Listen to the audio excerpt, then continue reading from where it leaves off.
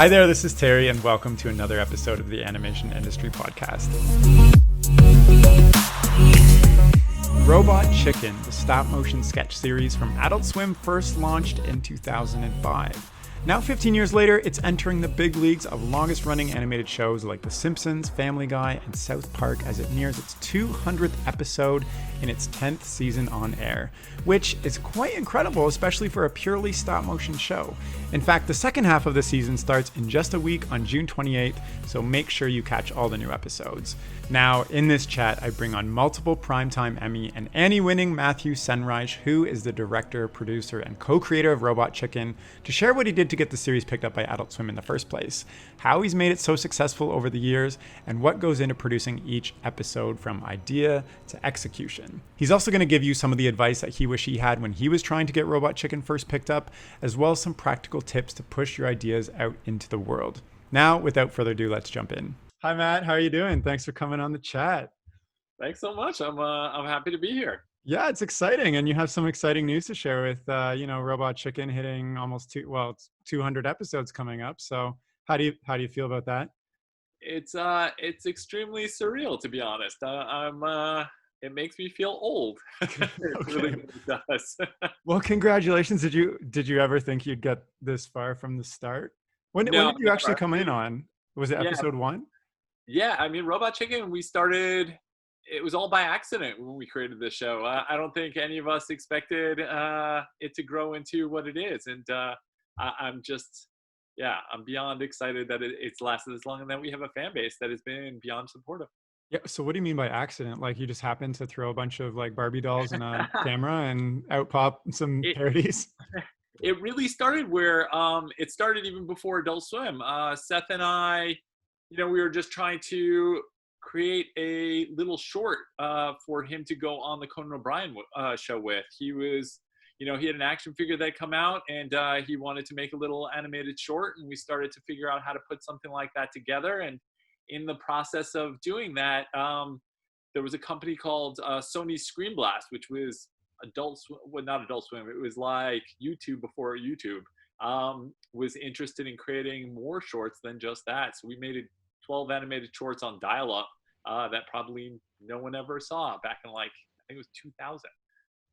So it was all by accident. We had other jobs, and then when Adult Swim ended up buying the show, we had to figure out how to really make this show. Wait, so you were both working other jobs, and then Adult Swim saw those episodes that you put together and was like, guys, here's $1 million. Figure it out. We always wanted to do something with these shorts, and we didn't know what to do. So we had talked to Comedy Central, we had talked to Mad TV about doing little interstitials in between. And we got introduced to Adult Swim because we had pitched a Cartoon Network who said that it was too old for them. And at the same time, Seth MacFarlane, who had done voices on our show, said, hey, there's this, late night block of programming called Adult Swim that's re-airing our Family Guy stuff. You should go meet with them because I think they're going to be doing original programming. So the combination of the two introduced us to Adult Swim, and when we met with them, it was just a kindred spirit. I want to talk more about the show, but I kind of want to go on this thread. How long did that take from you creating for Conan O'Brien all the way to getting picked up by Adult Swim? Because you said in a few sentences, it sounds like it happened in a couple of weeks. No, we when we very first made those shorts, it was 2000 to 2001. The episode or the short aired mid 2001. And then we started trying to sell it after that to another network. And it was probably, I think we didn't sell it until 2003, 2004 was when it ended up selling to Adult Swim. I know we started making Robot Chicken in 2004.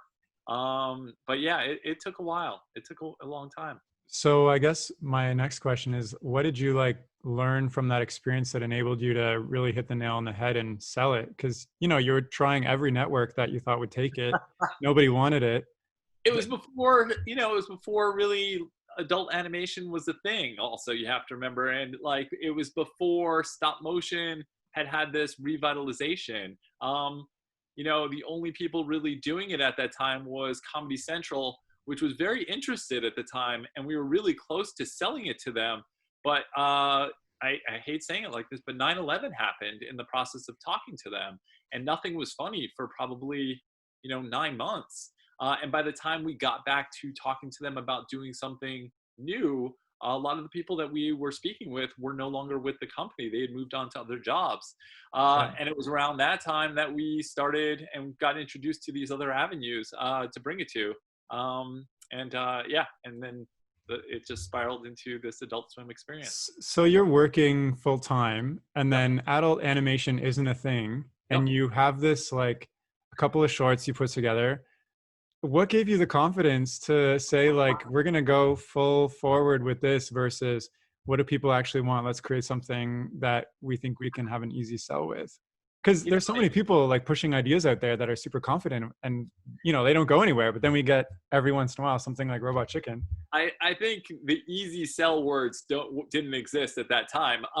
It was less confidence than it was when we showed it to people. The reaction was, you could see the genuine reaction of people, and the reaction was, I don't know where this goes, but I love it.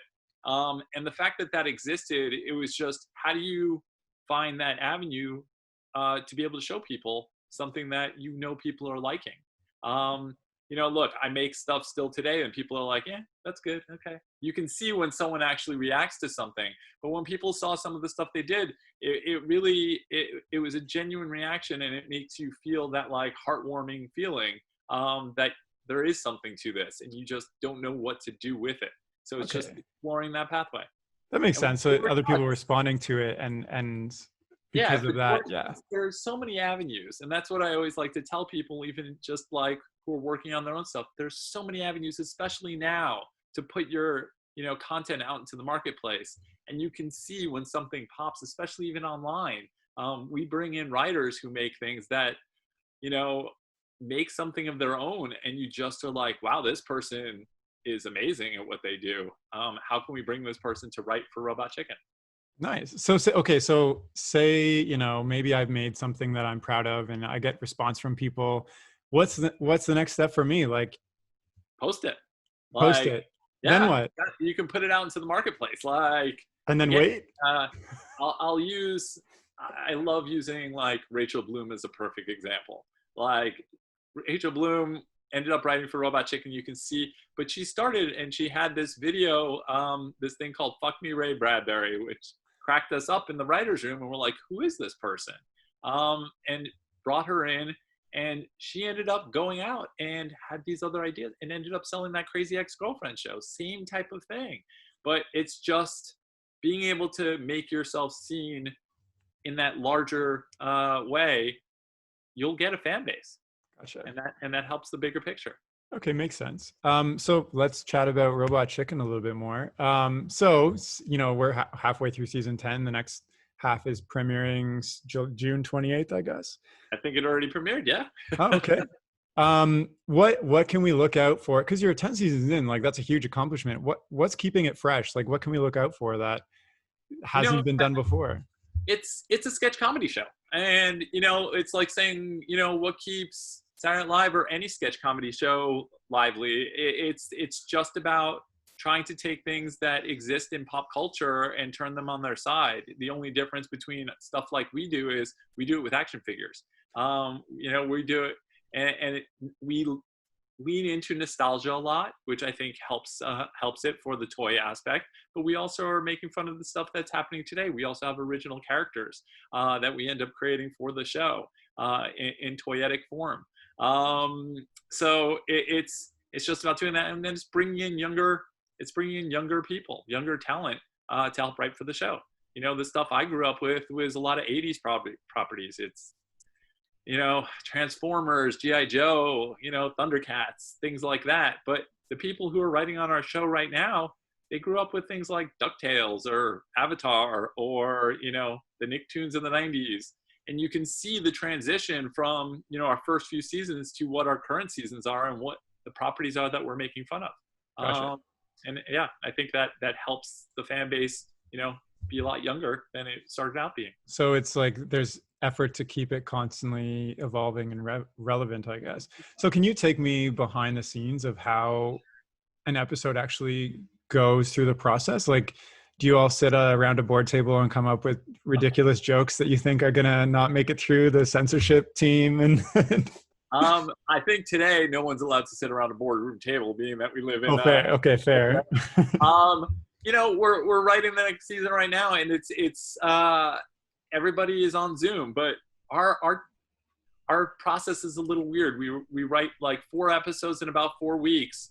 We have a group of writers, and for the first like 2.5 weeks, people are just writing crazy, like just trying to come up with as many ideas as they can come up with. And then at the second half of the day, you sit down and you start going through those ideas, and basically everybody's saying why you don't like everybody's idea. And it's, you find those gems in that group that you can then ultimately, for the last part of the process, you end up scripting. And that's where I think the group sits around a table and the writers sit around a table, and they just start going line by line and trying to turn it into something that will end up on the show. How many of the, like, do you get a lot of pushback on some of the vulgarity of the jokes that you make up? Yes and no. We definitely push the envelope, but our show is TVMA, so I think that helps. I think that the TV 14 versions that we've done, which are more the specials, like our Star Wars or our DC specials, less so. But again, we like pushing the envelope. Nice. So from the stop motion side of things, stop motion is not like a huge mainstream medium in television versus like 2D or 3D. So what are some of the challenges of doing everything in stop motion that, the average animator out there might not be aware of because, they're not involved in that? We started the show and stop motion wasn't as viable back then. It was still like, it was a very small, close-knit community. Even though it's still a small, close-knit community, it's grown a lot, especially in the last like 5 to 10 years. But when we, probably before Robot Chicken, it was Celebrity Deathmatch was the biggest thing that it existed. You watch technology evolve. The fact that I can have my son doing stop motion with Lego by using his iPad right now, it makes things a lot easier than having to get a toggle box, which was what was used to do the animation back in the day. And it was like lining it up to try to flip back and forth between frames. It made it really tricky. The fact that, we have 3D printers now to be able to print all the hand shapes that we can just pop on and off to make the different hand gestures. We didn't have 3D printers. We had to hand sculpt and do each one of those hands all the time. It was a much different world that we lived in. But I love watching where we've gotten to, and I love watching stop motion turn into something that's much greater because I love how it looks. It's so tangible. It has depth to it. Like, again, what I loved about doing this show with Seth from the beginning was we were bringing our toys to life. Like, there was no 2D version of this show. It was about actually taking the toys we grew up with and making them come to life. Nice. How many people are actually involved in an episode? Because, you mentioned you have people crafting hands, you have the actual animators, etc. Like, so how big is the team? I mean, for Robot Chicken, it's probably like, it might be like 75-ish kind of people. The issue to say that is, I'm part of a company called Stupid Buddy Studios, and it's a much larger company. So people are working on multiple projects at once, which is what makes it nice. So, the company probably has about 250 people working at it right now. And, there's a ton of different projects from, Crossing Swords, which just debuted on Hulu. Yeah. I mean, you can even see the Buddy Thunder Truck, which was on Netflix. Like, we're all over the place, and it's great.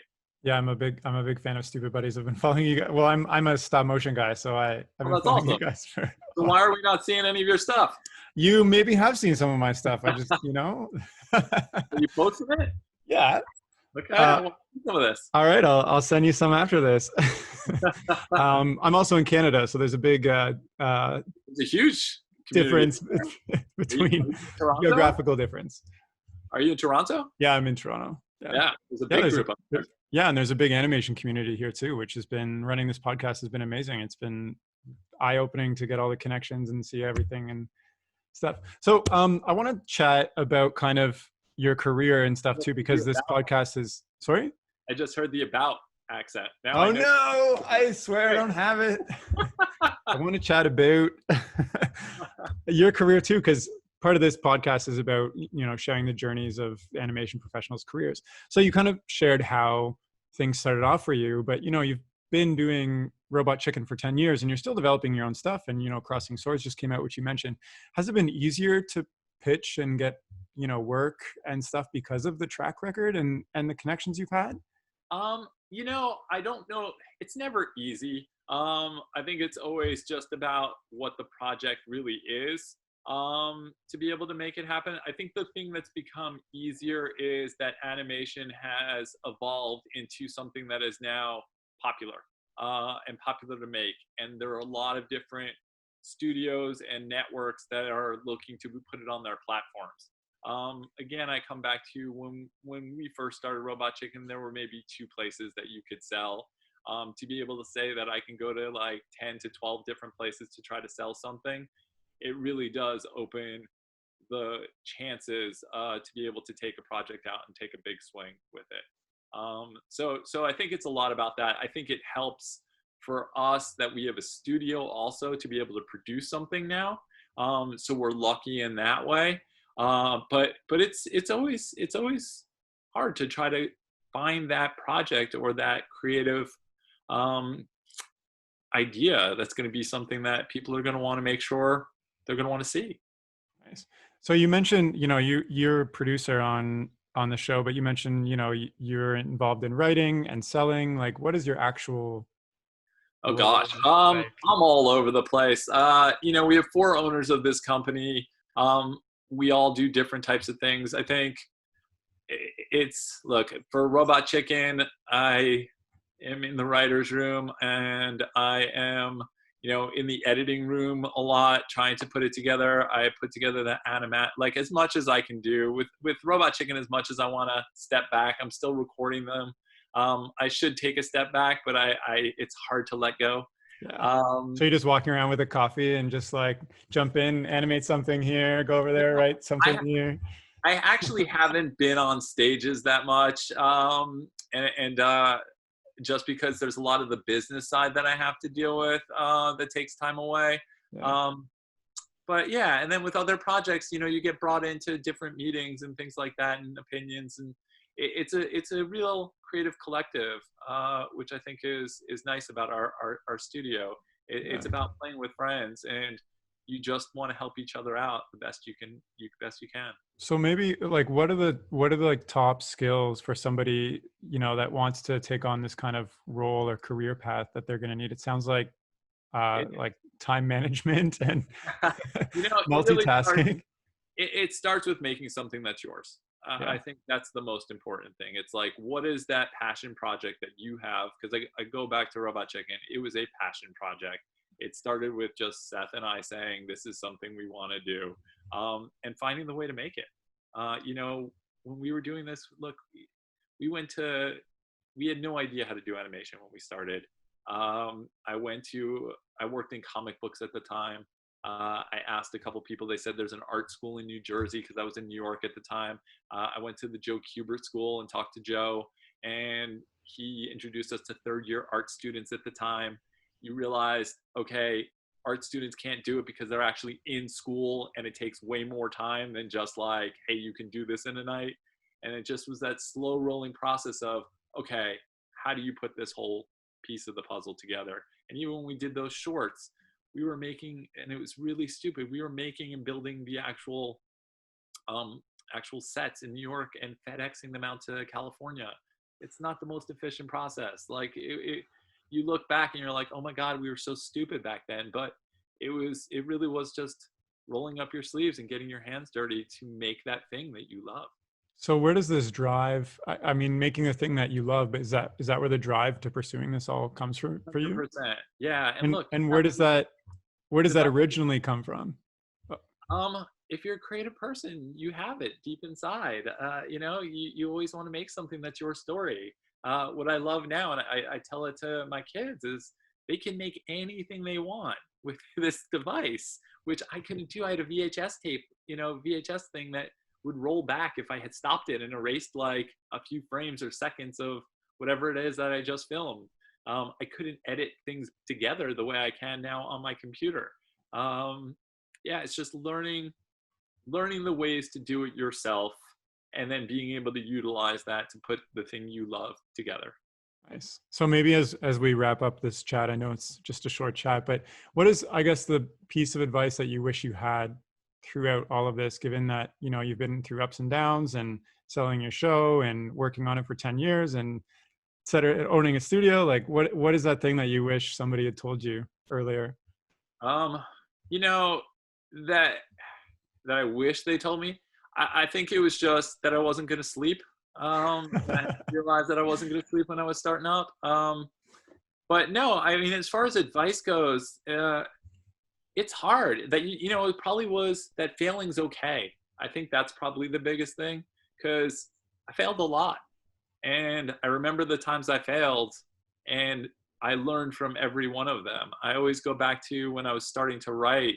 I was working in comics, and I was an intern for a famous comic book writer named Jim Shooter, and he had his own. It was like Defiant and Broadway Comics and Valiant. And I would intern there, and I would always show him my writing, and he would always look at it and say how awful it was, and like what I was doing wrong, and point out everything that was wrong. But at the end of the summer, he would always come back to me, and he would say, "The only reason I would tell you it's so bad is because then you worked harder and you made it better." And it was like the moment at the end of that summer we were like, oh, I do have an ability. Like, it's not all as terrible as I started to feel like it was. I would overcome it and try harder and find the things, and I would do the things that I needed to do to make it better, with structure or dialogue or whatever it might be. So yeah, I always look back at those experiences. Nice. That's a really good story to share, because when you receive negative feedback, it hurts. It does. And you feel like giving up.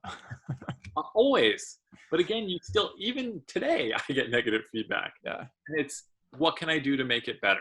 There's a reason there's negative feedback. Where is it to overcome that? Nice. Well, is there anything else you wanted to share as we wrap up our chat here?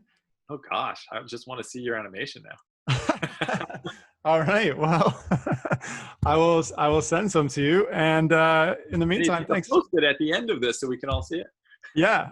All right. Well, thank you so much for coming on the chat, Matt. It's been a pleasure having you, and congratulations again on Robot Chicken hitting 200 episodes. That's awesome. Thanks so much for having me. I appreciate it. Okay. Bye.